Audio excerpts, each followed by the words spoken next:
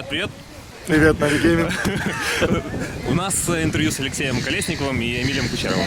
Ребят, только что обыграли ESC Gaming, до этого обыграли СК. Как, грубо говоря, это произошло?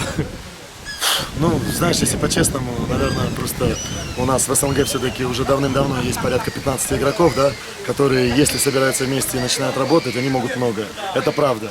Яркий пример тому Нави когда-то, там ДТС всю жизнь, да, М5, которые собрались. Virtus.pro пошли немного другим путем еще 2 года тому назад. И скажу честно, я немного жалею, потому что с молодыми получилась куча всяких историй, даже не хочу в детали.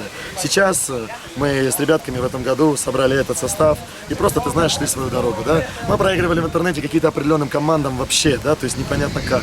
У нас свои бывают качели, как, кстати, скажем так, у твоих ребят, да, у наших хороших друзей. То есть реально команда колоритная, сложная, эмоциональная, но мы просто трудимся. Последние 2 недели мы сидели на базе, да, в Москве и постарались, ну, просто приложить усилия. Не скажу, что мы там, знаешь, там из серии 160 часов в кейсе, нет, даже близко. Просто грамотно, хорошо тренились и вкладывали душу.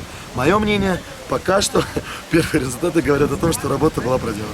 Эмиль, дальше посмотрим. Эмиль, расскажи немножко, вот как проходили сами игры. Против СК там буквально дистанс был такой вот в один матч. И были ли такие переломные ключевые моменты, которые позволили выиграть? Переломный момент. Они чуть нас не переломили, когда Форест взял 1-2 такой обидный раунд, мы не договорились с Лешей.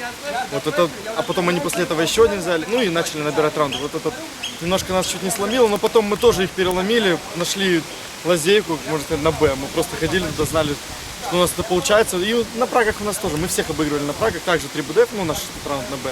У нас неплохо получался, и оно дало свои плоды. И мы их переломили, и дальше ход наших руках. Знаешь, что хотелось бы сказать? И просто пока тьфу-тьфу не сглазить, я очень доволен, я очень рад, как в нужные моменты у нас где-то как-то включается игрок с точки зрения анализа. Леша ДТС, Леша Хаус нашифровал просто четкий раунд, который парни играли в ДТС, и они много играли с поляками. К примеру, Инферно. Мы сели и просто изи, да, без шансов взяли этот раунд. И он просто без шансов получился. Митя просто умница, да, он эмоциональный, да, у него бывают, да, там какие-то, скажем так, импульсы и так далее. Но как мне нравится, как парень собрано, реально думает о том, какой сказать раунд и как играть. Мы тупо одним раундом на Б, да, вначале взяли 2, потом 7-2, вот Эмиль не сказал, 7-2 нас уже. То есть, по сути, знаешь, в прошлых составах я точно знаю, что я бы проиграл. Вот без обид, да? Что бы там кто ни сделал. 7-2 они нас давят, и тут раунд у нас слабая закупка, и всего 2 смока. Митя говорит, они уже нас принимают на верхнем. Давайте на морозе просто из смоков пробежим по нижнему, чувак. Мы пробежали просто по нижнему парапету, зачистили всю поляну. И вот такие, знаешь, мелочи, это супер. Это вот, блин, очень приятно, что вот свои роли у нас каждый из игроков реально отрабатывает. Пока, надеюсь, только начало. Митя играет роль капитана, он как бы Конечно, руководит. координатор с самого старта, я типа, менеджер и тимлидер. Все четко. То есть, получается, игры у вас развивались так, что вначале вы брали инициативу в свои руки. То есть, Да, уже вторая игра 10-5 было, да. 12-3. Там мы вели, если честно, 9-2. Пипец вообще, за контров. И тут дядя Форест, не Дельпин, который там умирал без шансов наверх-вниз, да, и там везде. Просто дядька Форест там начал с АВП, он 16 набил. А при этом у него было 7 фрагов до после... С АВП, да. Не, сам факт.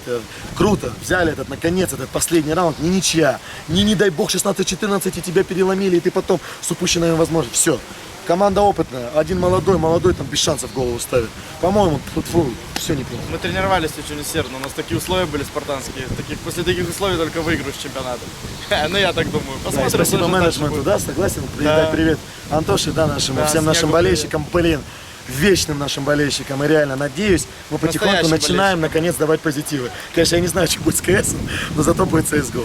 Так что, если мотивация будет, все будем. Ну, у меня вот еще есть 3 вопроса. Один из них, как вот, по-твоему, наверное, к Эмилю, как вы влились в коллектив? Ну, то есть, знаешь, чувствовали ли ты какой-то диссонанс, что вот вы, украинцы, вливаетесь в международный коллектив? Мы вообще отлично. Не знаю, я с Митей играл давно и очень хотел с ним играть, как бы в команде. Я знал, вот просто когда я еще шел в команду, неизвестно было, Лекс ли будет играть. Но я сказал, типа, если Лехи не будет, типа, я не пойду в команду. Типа, нет смысла. Не хочу с молодыми много играть, типа. То, если честно, у нас нет времени, чтобы играть с молодыми, чтобы их там 2 или 3. Если бы Лехи не было, 3 было бы. А еще и Лехи одного не было, было бы, 3 было бы. Ну, типа, тяжело было бы, но это времени нет, на самом деле. Заканчивается КС. А так, я сказал, давайте, типа, Леха, с Митей все время играл, он с ДТС играл, и я в Форзак с ним играл отлично. Ну и плюс, я очень обрадовался, что еще Хаус подтянулся с ДТС. Мне было вообще просто рад. Мы начали тренироваться, и пока все удачно. Были в интернете косяки, но это не интернет. Хорошо. Ну, будем говорить, о результатах будем попозже говорить. Как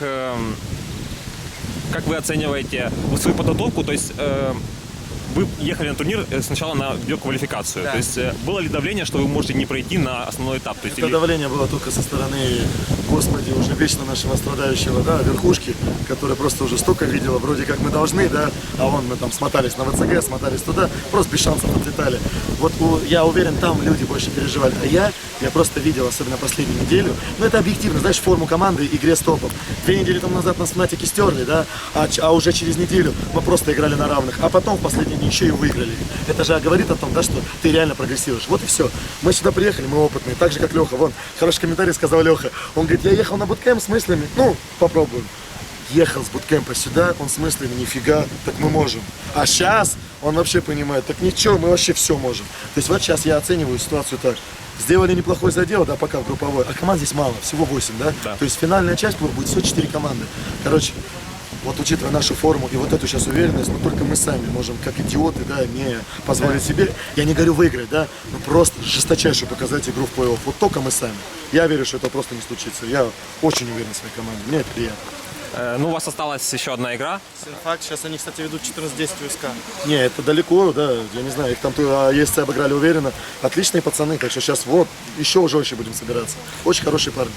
Понятно. Ну, а вопрос такой отвлеченный. Недавно ESL исключили КС из официального списка дисциплин. Как вы относитесь к этому и как вы вот смотрите в будущее развитие вот в Counter-Strike?